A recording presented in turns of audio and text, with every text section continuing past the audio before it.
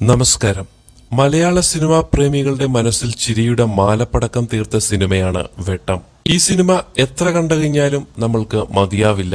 2004 പ്രിയദർശന്റെ സംവിധാനത്തിൽ പുറത്തിറങ്ങിയ ചിത്രം ഒരുപാട് നർമ്മരംഗങ്ങൾ കൊണ്ടും മികച്ച ഇമോഷണൽ സീൻ കൊണ്ടും മികച്ച ഗാനങ്ങൾ കൊണ്ടും സമ്പന്നമായിരുന്നു.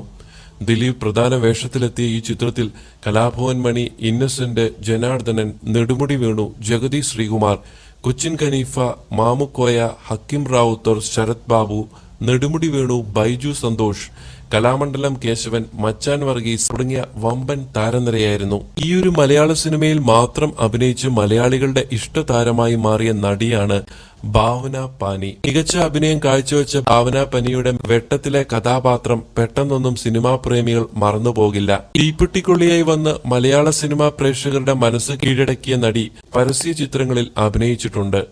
വെട്ടത്തിനു ശേഷം പ്രിയദർശൻ ഒരുക്കിയ ആമയും മുയിലും എന്ന സിനിമയിലെ ഒരു ഗാനരംഗത്ത് നർത്തകിയായി ഭാവന പ്രത്യക്ഷപ്പെട്ടിട്ടുണ്ട്. 17-ാം വയസ്സിൽ ഭാവന അഭിനയിച്ച 2001 പുറത്തിറങ്ങിയ തേരെ ലിയെ എന്ന ബോളിവുഡ് ചിത്രത്തിലൂടെയാണ് ഭാവന ചലച്ചിത്ര രംഗത്തേക്ക് കടന്നുവരുന്നത്. അതിനുശേഷം 2002 തെലുങ്ക് സിനിമ ഉൾപ്പെടെ നിരവധി ചിത്രങ്ങളിൽ അഭിനയിച്ചു. 10 വർഷത്തിലേറെയായി സഹാറ ഇന്ത്യയുടെ പ്രധാന നർത്തകിയായി ഭാവന അഭിനയിക്കുന്നുണ്ട്.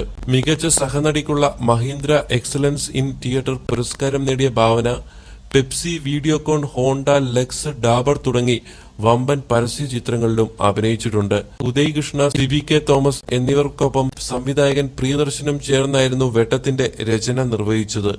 1995 പുറത്തിറങ്ങിയ ഫ്രഞ്ച് കിസ് എന്ന ചലച്ചിത്രത്തെ ആസ്പദമാക്കിയായിരുന്നു വെട്ടത്തിന്റെ കഥ ഒരുക്കിയത്.